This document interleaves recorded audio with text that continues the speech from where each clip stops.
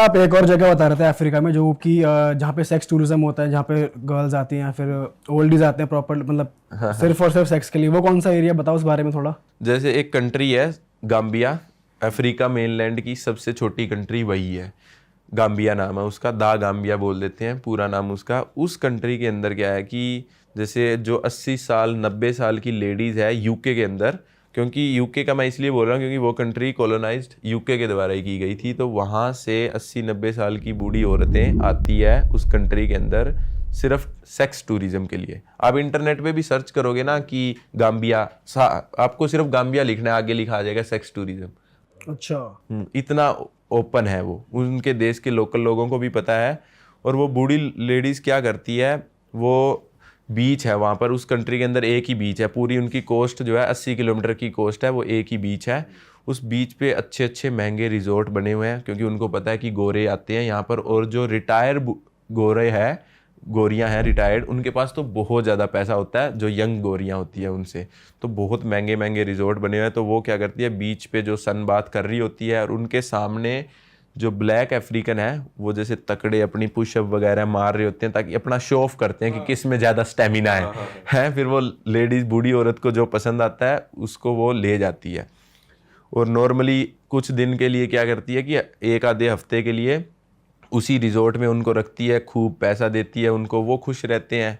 और अगर उनको ज़्यादा ही पसंद आ जाए तो उनको वो है अपनी कंट्री में ले जाती है। अब उनको प्रेग्नेंट वगैरह तो कुछ है नहीं, उनको सिर्फ मज़े लेने हैं, ठीक है, उनको सिर्फ सेक्स करना है। अगर मैं डायरेक्टली 70-80 साल की बुढ़िया है भाई, यही हो भाई उनमें भी थोड़ा क्या, मैं तो ये सोच रहा हूँ हद होगी यार। हाँ यही चीज़, उनका मन नहीं भरा मोह माया से उनका मन नहीं भर रहा भाई यार, ये तो सोचने वाली बात है भाई बहुत। अगर आप जाओगे ना वहाँ, आपको ऐसा लगेगा कि मार्केट है एक। अच्छा जी। मतलब कि ये जैसे बुढ़ियाओं का थाईलैंड बना रखा है वहाँ। जैसे सब्जी मंडी नहीं होती कि ये वाली सब्जी बड़ी अच्छी लग रही है, ये वाला अफ्रीकन बड़ा अच्छा है। अफ्रीकन वहां पर भी परफॉर्म कर रहे हैं, जैसे वहां बार में लाइन लगा दी, हाँ नाच रहे हैं। हाँ, हाँ। साउथ अफ्रीका का टैलेंट चल रहा है यहाँ पे, कौन सा इस पे भी किया जाएगा। हाँ मतलब कि सच में यार, मैंने देखा है कि जो ज्यादा एक्सरसाइज वगैरह कर रहा है, जो ज्यादा पुशअप वगैरह लगा रहा है, उसको वो लेडीज लेके जाती अच्छा है। मतलब ये लोग बात तो कर नहीं सकते, इंग्लिश आती नहीं होगी इतनी, तो ये बस ये ऐसे शो करते हैं कि भाई अपनी स्ट्रेंथ, या बात भी कर नहीं लेते हैं नहीं, खुद जाके? गाम्बिया यूके से कॉलोनाइज्ड है ना, तो उनकी मेन लैंग्वेज ही इंग्लिश ही है, ऑफिशियल लैंग्वेज ही इंग्लिश है, तो उनको कम्युनिकेशन में कोई दिक्कत ही नहीं आती है ना। तो अब अगर मान लो थोड़ा सा मैं और एलेबरेट करता हूँ इसको, क्या है कि वो लड़कियाँ उस ब्लैक अफ्रीकन को ले जाती है अपनी कंट्री में, यूके में ले गई, क्या होता है कि उसको और भी लड़कियाँ दिखेगी वहाँ की जो लोकल गोरियाँ हैं, और वो यंग गोरियाँ होगी, और वो क्यों एक बूढ़ी के साथ रहना पसंद करेगा। और जो जैसे कि आपने बोला कि वो गोरियाँ भी तो ब्लैक अट्रैक्ट होगी उससे, तो फिर क्या होता है कि वो बाहर निकलना शुरू करते हैं, तो वो और लड़की के साथ उनकी बातें होने लग जाती है, उनके साथ सेटिंग हो जाती है उनकी, और वो बूढ़ी औरत को छोड़ देते हैं। और ये चीज़ क्या है कि उनको पसंद नहीं आई, बूढ़ी औरत को नहीं पसंद, उनको हजम हुआ, मुझे छोड़ के चला गया, मैं लेकर आया। हाँ मैं लेकर आई, मैंने उसको स्पॉन्सर किया। तो फिर क्या होता है कि भाई उन्होंने क्या किया, जैसे बूढ़ी औरतों ने उनको अंदर लॉक करना शुरू कर दिया। अच्छा जी। मतलब इसमें भी स्लेवरी चालू कर दी कि तू एक ही काम के लिए आया वही कर। हाँ मतलब कि तू मेरे लिए आया तो तुझे मेरे लिए रहना पड़ेगा, क्योंकि मैं तेरे पे पैसे स्पेंड कर रही हूँ। और वो उनको अंदर, मतलब कि कुछ तो ऐसी मैंने स्टोरी सुनी है, जो मेरा टैक्सी ड्राइवर था ना, उसने मुझे ये बात बताई कि कुछ तो लेडीज ऐसी है, उनको बांध कर रखती है घर के अंदर, अच्छा। लॉक करके, और अंदर बांध के भी रखती है, क्या पता ये तोड़ तोड़ के कुछ भाग ना जाए। बताओ, ऐसा सिस्टम रहता है। और उस कंट्री के अंदर ज़्यादा बूढ़ी औरतें आती है, बूढ़े मतलब बंदे नहीं आते हैं, लेकिन फिर भी कुछ आते हैं। और कुछ आते हैं वो क्या करते हैं कि जो 16 साल की 17 साल की यंग लड़कियां हैं, उनको अपने देश में लेकर जाते हैं।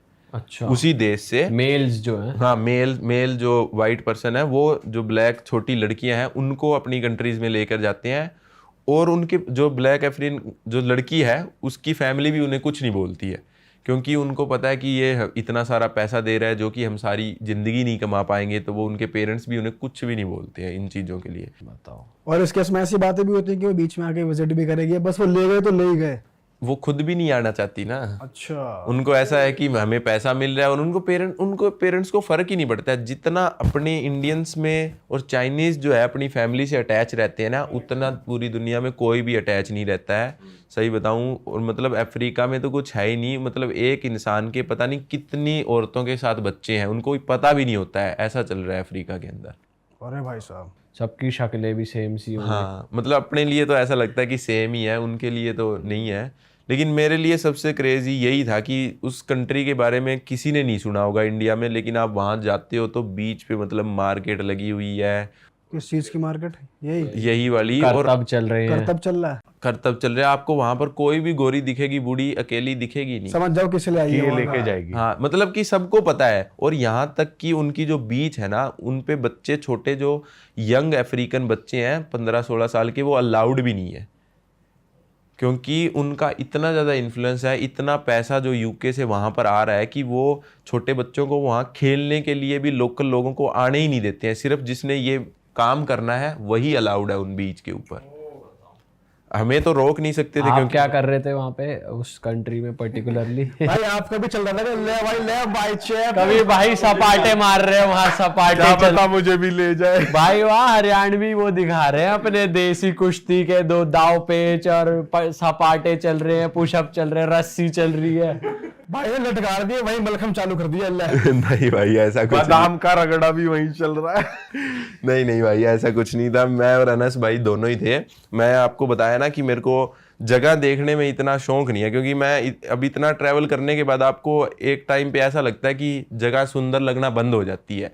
मेरे को ये शौक है कि मैं लोगों को जानूं कि उस देश में चल क्या रहा है सच में, कि उनके लोगों की सोच कैसी है। तो अफ्रीका के ओवरऑल लोगों की सोच आपको कैसी लगी? क्या है, बस कि सरवाइव करना है जैसे तैसे ये सोच है, या क्या है वो कुछ वैल्यूज भी हैं उनकी, या कुछ प्रैक्टिसेस भी हैं, या बस काट रहे हैं जिंदगी? भाई वैल्यूज तो क्या होंगे जब साले हर घर में बच्चे ले घूम रहे हैं।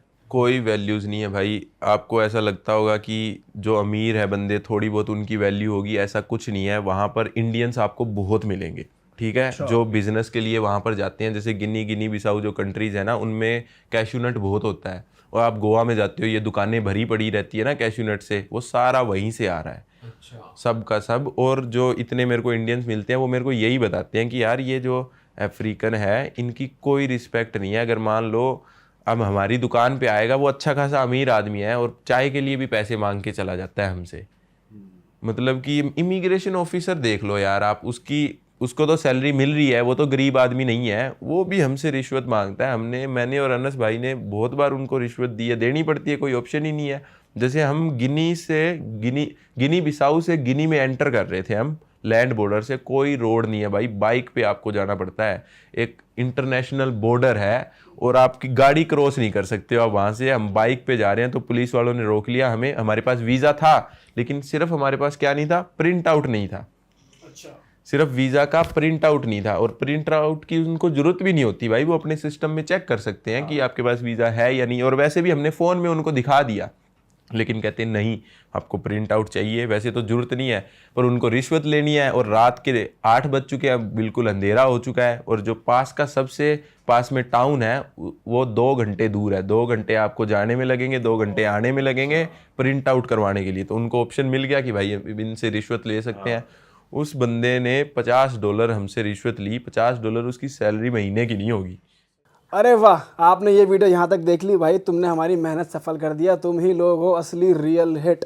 और अगर आपको बहुत मज़ा आ रहा है ऐसी क्लिप्स में, ऐसी वीडियोस में, तो फटाफट जाइए प्लेलिस्ट पे, बिंज वॉच कीजिए और सारी वीडियोस देख डालो और मौज काटो। That is it. हम मिलेंगे नए पॉडकास्ट में, नए क्लिप में। Till then bye bye, see you, take care, do subscribe.